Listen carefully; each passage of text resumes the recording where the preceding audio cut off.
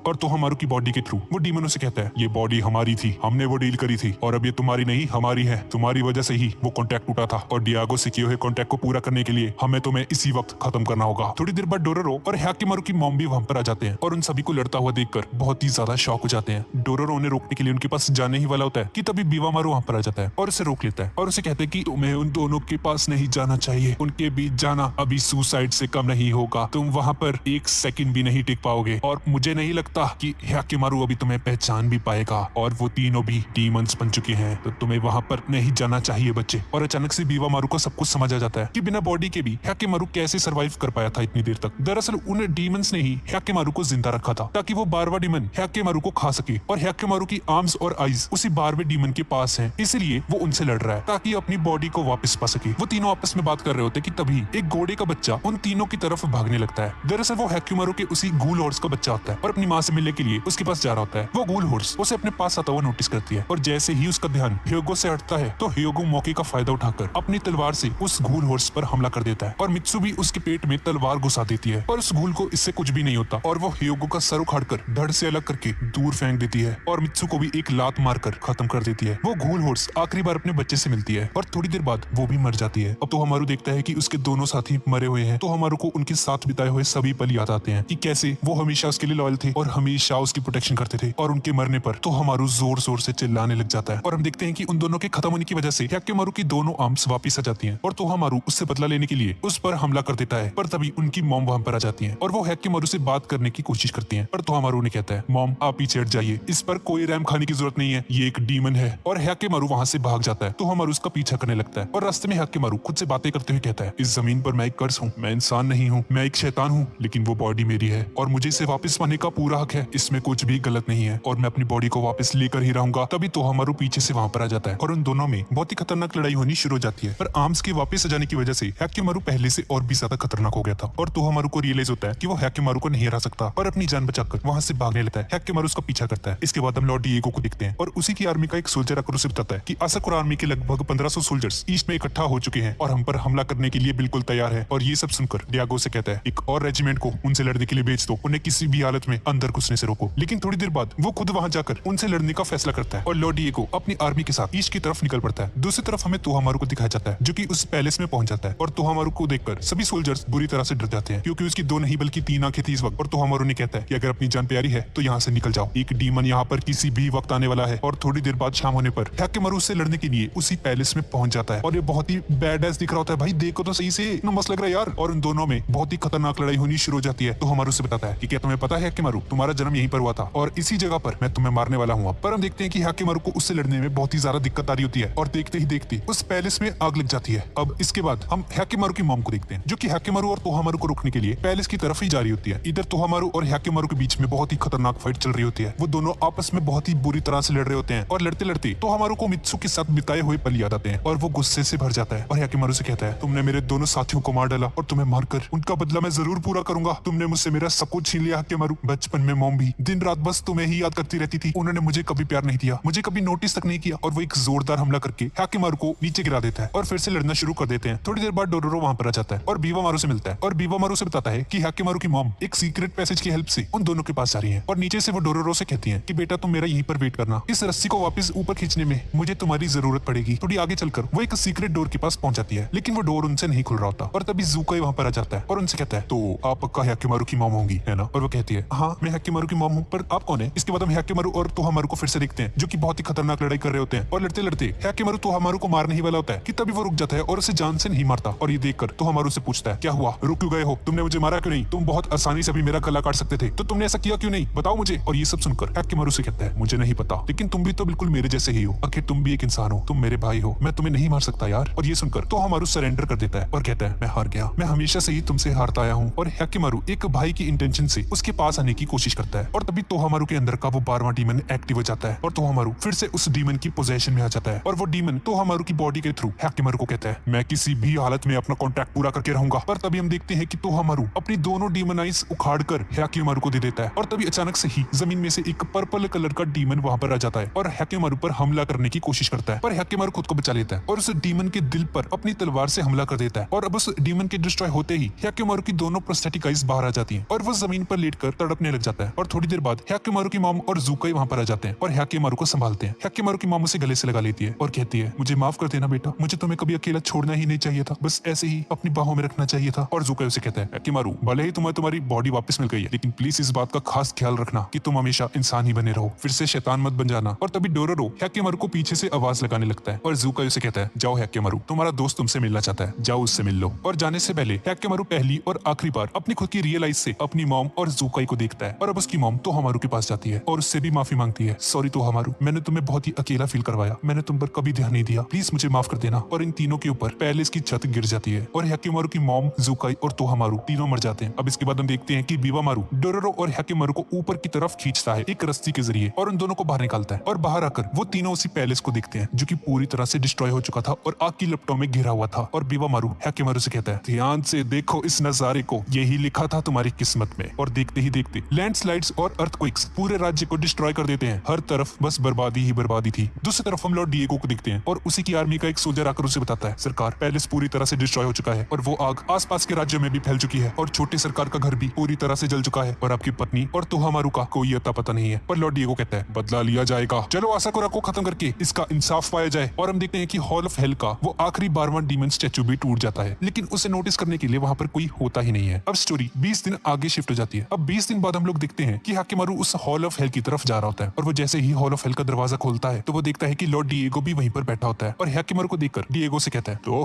तुम्हें तुम्हारी बॉडी वापस मिल ही गई, कैसी लग रही है तुम्हें इस गांव की बंजर जमीन? सुंदर है ना बहुत इस लैंड, और इस लैंड के लोगों ने बहुत खून बहाया है तुम्हारे लिए और शायद आगे भी बहाते रहेंगे, लेकिन मैं इतनी आसानी से सब कुछ खत्म नहीं होने दूंगा। अगर इस नर्क भरी जिंदगी से बाहर आने के लिए मुझे तुम्हारे जैसे 1000 लोगों की बलि भी चढ़ानी पड़े तो मैं पीछे नहीं हटने वाला। मुझसे बस एक गलती हो गई, मुझे तुम्हें उस नर्क को नहीं देना चाहिए था, अपने हाथों से ही तुम्हें गला घोट कर मार देना चाहिए था। भाई कैसा बाप है यार, सही में यार, मतलब अपने बेटे को मारने पे तुला हुआ है और उसे भी कहता है अगर तुम मुझे अभी मार भी दो तो मुझे इसका कोई गिल्ट नहीं होगा, बस मैं यही चाहता हूँ कि मेरी आत्मा मेरे बेटे तोहामारू के साथ ही जाकर मिले और मैं एज अ डीमन इस लैंड को हमेशा प्रोटेक्ट करके रखूं। और हैकेमारू अपनी तलवार उठाकर लॉर्ड डिएगो को मारने लगता है और तभी दूसरी तरफ हम बीवामारू को देखते हैं जो कि डोरोरो को देखता है और वो पैलेस के बाहर ही वेट कर रहा होता है हैकेमारू का। और बीवामारू डोरोरो से कहता है अच्छा तुम यहाँ पर इसका इंतजार कर रहे हो, वो पक्का इस वक्त हॉल ऑफ हेल में गया होगा लॉर्ड डिएगो को मारने। अगर हैकेमारू फिर से एक डीमन बन गया तो तुम सेफ नहीं रहोगे, तो तुम्हें उससे अलग होना पड़ेगा। और इस तरफ देखते हैं कि हैकिमारू डियागो की जान बख्श देता है और उसे जान से नहीं मारता। डियागो से कहता है, तुमने मुझे जान से क्यों नहीं मारा? क्यों नहीं मारा तुमने मुझे जान से? और इसके जवाब में हैकिमारू स्टैचू ऑफ मर्सी को उसके सामने रख देता है और कहता है, जिस रास्ते को अब मैंने फॉलो किया है उस पर हिंसा नहीं की जा सकती डिएगो। मैं कोई शैतान नहीं हूँ, मैं एक नॉर्मल इंसान हूँ और तुम भी इंसानों की तरह जीना सीखो। डीमन मत बनो, इंसान की तरह जियो। और ये सब बोलकर हैकिमारू वहां से चला जाता है और हैकिमारू के अंदर जीने की वो इच्छा देखकर लॉर्ड डिएगो रो पड़ता है। अब एंडिंग सीन में हमें डोरोरो को दिखाया जाता है जो कि मन ही मन सोच रहा होता है, मुझे पता है तुम जरूर वापस आओगे हैकिमारू, लेकिन फिलहाल के लिए मुझे तुमसे अलग होना पड़ेगा। और हम देखते हैं कि हैकिमारू और डोरोरो अपने अपने रास्ते निकल पड़ते हैं और हमें पता चलता है कि डोरोरो दरअसल एक लड़की थी। हाँ भाई हाँ, लड़की है ये, लड़का नहीं है। और डोरोरो भागते भागते हैकिमारू के पास जा रही होती है और हैकिमारू से पलट कर देखता है। और भाई थ्योरीज में ऐसा बोला जाता है कि इन दोनों ने आखिरी में शादी कर ली थी, दोनों खुशी खुशी रहने लगे। पर यार आपको क्या लगता है क्या हुआ था एंडिंग में? मैं तो भाई अभी भी कंफ्यूज्ड हूं यार, क्या हुआ था इसमें? भाई मस्त एनीमे बनाया यार, ये काफी अंडररेटेड है। और गाइस अगर वीडियो पसंद आई तो प्लीज इसे लाइक जरूर कर देना और चैनल को भी जरूर सब्सक्राइब कर देना। और गाइस इसकी अगली वीडियो जुजुत्सु काइसन पर होने वाली है और वो भी 1-2 दिन में आ जाएगी। तो ठीक है गाइस, और मिलते हैं अगली वीडियो में।